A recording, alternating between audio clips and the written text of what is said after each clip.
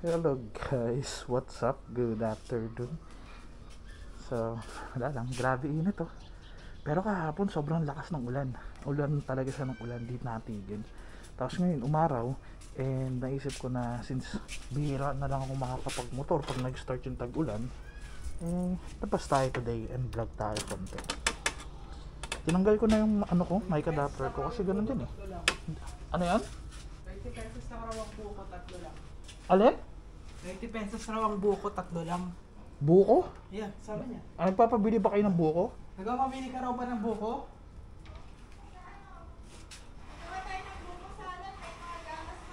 Okay, so okay, sige. Buko salad daw. So yun, balik tayo. Hindi ko kailangan lumabas ay iwanan yung motor mo. Ikot ka lang doon, maraming magbubuko sa may palengke. Okay. Ako sa'yo may pera, ubusin. Interrupted. So, ayun. Ano yung sinasabi ko? Since malakas-lakas na yung ulan lately, puro ulan na, naisip ko na lumabas today para makapag-vlog. And bumili kasi kami kahapon nito.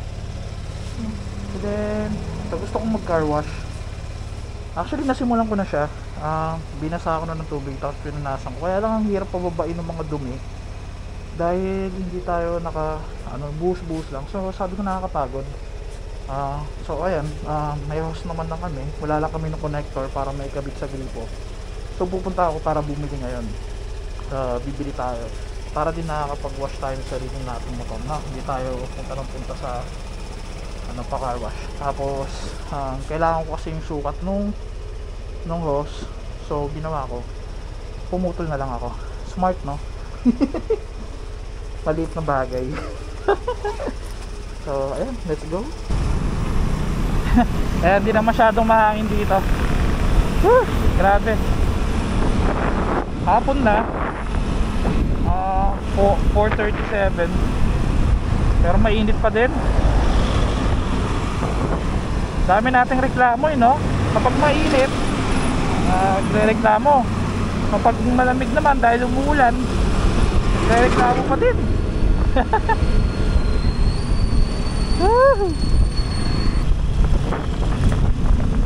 Kagabi kasi nung nasa mall kami, nung papunta kami sa mall, nasira yung wiper ng kotse. So nagpunta kami ng Blade. Tapos since nandun na, sabi ko bilhin na rin ng ng car wash shampoo.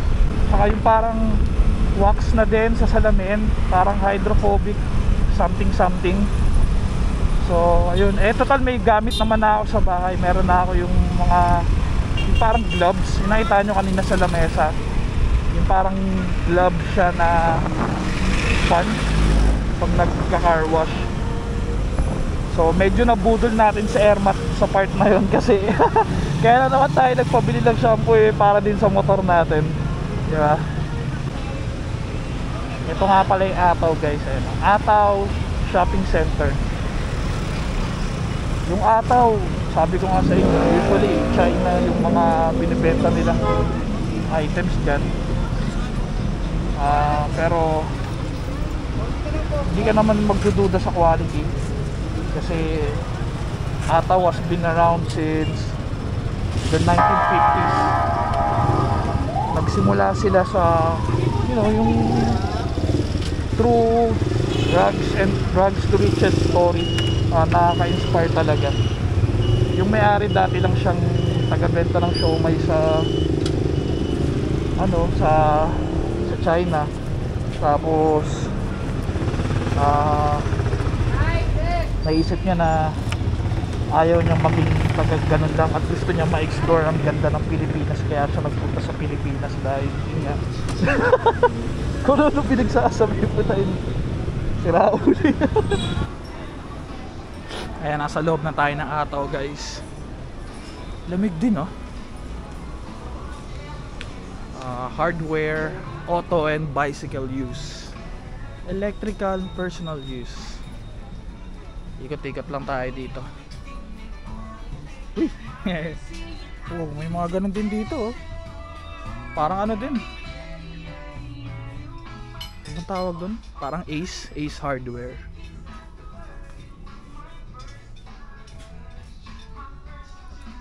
Ayan, mga helmets. Yan yung mga legit na quality talaga. Hindi ka magdududa na kayang protektahan yung ulo mo.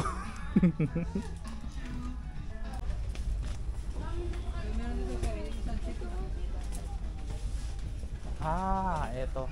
Pero naman single na ganito lang. Sige, thank you. So ito na pala. Nagtanong na tayo kasi nakawalan na tayo ng direction sa buhay kanina. Ito yata yung sinend sa akin last time. Set na siya. Nakapili na tayo. Ito na lang. Meron kasi yung water gun. Pero isa lang yung gantong connector niya hindi nga tayo sigurado kung kakasya siya dun sa hose tsaka dun sa yung other end ng hose. Kailangan kong magkaroon ng connector para maikabit sa gripo. So ito yung napili natin kasi meron siya. Ayan, parang ganyan. And na-test ko naman nang ipasok tong hose na to dito. Kasya naman siya. Ang iniisip ko na lang kung ito kakasya sa gripo. Kailangan magkasya siya dun sa mismong bunganga ng gripo. Tanong tayo. Hindi rin sigurado si kuya. Ganito kasi yung gripo namin Meron siyang ganito sa dulo. Pero pwede rin na yung mismong dulo lang pag tinanggal. So tinan natin. Ito kasi yung kinakabit dun Kasya naman yata.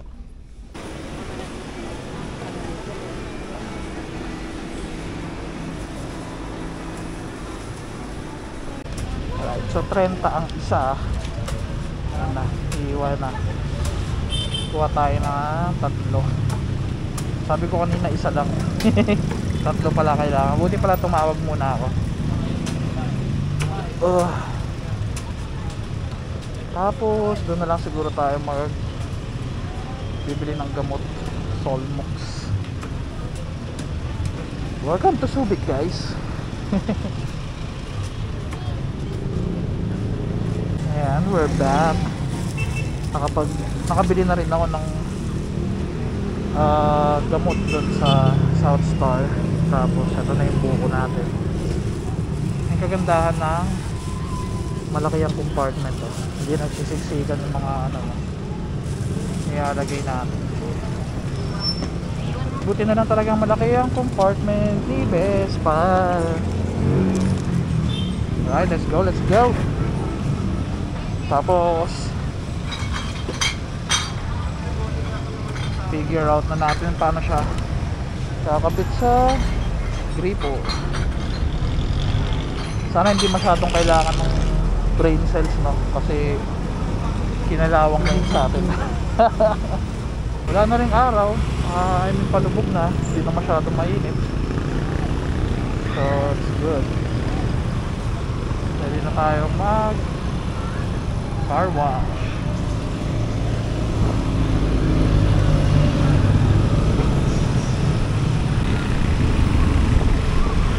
Kamote gaming tayo guys, naka-sinelas ako. Huwag pong tutularan. Mas maganda na lagi tayong naka-shoes kapag umaalis at nagra-ride. Kasi it's for our own safety.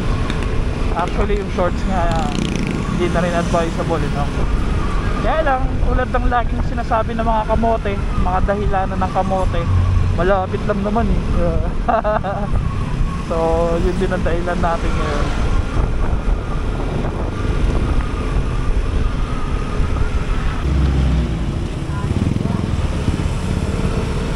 Gusto ko din magpa-muffler Gusto ko yung kahit papano may tunog yung may tunog si Figo.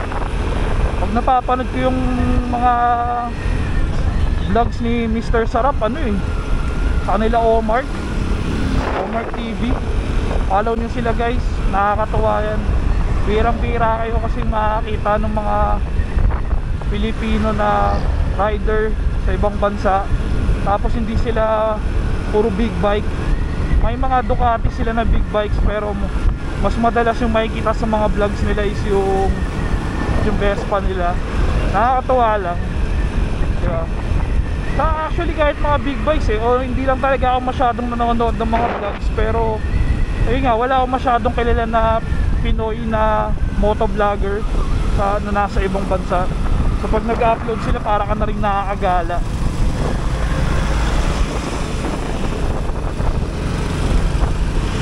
Naisip ko bigla mag-drive thru ng ice coffee, pero naalala ko meron nga palang buko juice dito. Magbuko na lang tayo, mas healthy pa, no? Madaming benefits ang buko, guys. Lalo kapag yung fresh talaga, yung wala kayong ginahalo kung ano-ano. So yan, ito na yung mga kailanganin natin. Tapos ito yung sa gripo. Ito yung kinakabit sa gripo yun. Ayan, dito siya nakakabit. Ay, baliktad pala. Basta ganyan siya. So feeling ko kakasya yung adapter niya dito. Tingnan natin. Wait lang guys ha. Right, so here's the situation. Naikabit natin siya. Nagkasya naman, pero wala yung ganito. Tsaka wala rin to. So I don't know. Tinry ko siyang buksan, pero ayun, sumisirit. Kainis. Ayusin natin. Ayun, nakalagay siya sa flat. Wow, cool. Try natin si Soaker.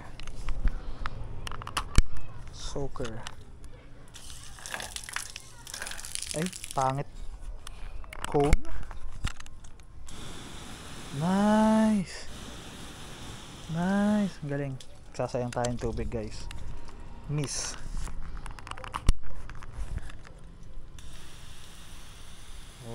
Mas pino siya. Shower. Pangit. Ayokon. Jet. Natin sa jet.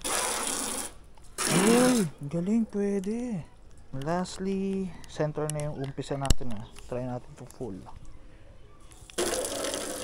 Nice. So magagamit natin dito is yung jet. Tsaka jet muna tayo para matanggal yung mga dumi-dumi niya, no? Right. Yun lang, natuwa na tayo. Try muna natin. Natuwa. So gawa na tayo nito. Yes. Alright, so end natin yung video natin dito guys. Medyo bumubulong na ako kasi nakakahiya. Maingay. Ayun si Figo sa dulo. Try din natin i-wash si Figo later. So ang kulang na lang ako is yung compressor, na yung air compressor, para natutuyo yung mga switches kapag babasahin ko. Siguro habang wala pa ako nun, pag mag-wash ako, hindi ko na lang masyadong bubugahan or miss lang siguro para hindi papasukan ng tubig yung mga importanteng parts niya, no? Alright, so again, thank you for watching guys. I hope this is just a short vlog. Tingnan natin mamaya sa edit. Alright, thank you and ride safe and stay safe guys. Bye.